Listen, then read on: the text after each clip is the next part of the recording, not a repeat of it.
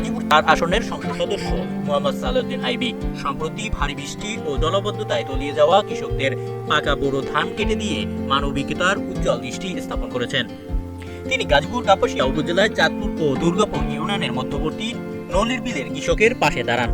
অতিরিক্ত বৃষ্টির কারণে নলি বিলে নিচু এলাকায় ফসলি জমি তলিয়ে যাওয়া স্থানীয় কৃষক মোহাম্মদ আলামিন শেখের কষ্টের ফসল নষ্ট হওয়ার উপক্রম হয়েছিল। খবর পেয়ে এমপি সালাউদ্দিন আইবী নিজেই সাধারণ পোশাকে কাস্তে হাতে নিয়ে হাঁটু সমান পানিতে ধান কাটতে শুরু করেন। তিনি স্থানীয় জামাতে ইসলামী ও জামাতের যুব বিভাগের 25 থেকে 30 জন নেতাকর্মীকে সাথে নিয়ে এক বিঘা জমির ধান কেটে দেন।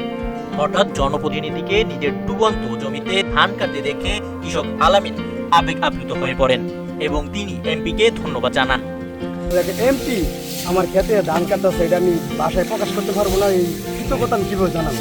তো আমার 40 বছরের লাইফে আমি কোনোদিন দেখি নাই সরাসরি সংসদ সদস্য এসে একজন কৃষকের জমি পানি তলায় যাওয়ার কারণে নিজে একদম সশরীরে এসে ধান কাটবে, এরকম আমার দাদার আমল থেকে হয় কিনা আমি জানি না, এরকম ইতিহাস হয় না। আইবী বলেন, কৃষকরা আমাদের অর্থনীতির মূল ভিত্তি। প্রকৃত দুর্যোগ তাদের শ্রমের ফসল নষ্ট হওয়া মানে আমাদের খাদ্য নিরাপত্তায় বিঘ্ন হওয়া। আমি আমার সাধ্য অনুযায়ী কৃষকদের পাশে আছি। তার এই উদ্যোগে কৃষকদের মাঝে আশার আলো সঞ্চয় করেছে এবং বিভিন্ন মহলে প্রশংসিত হচ্ছে।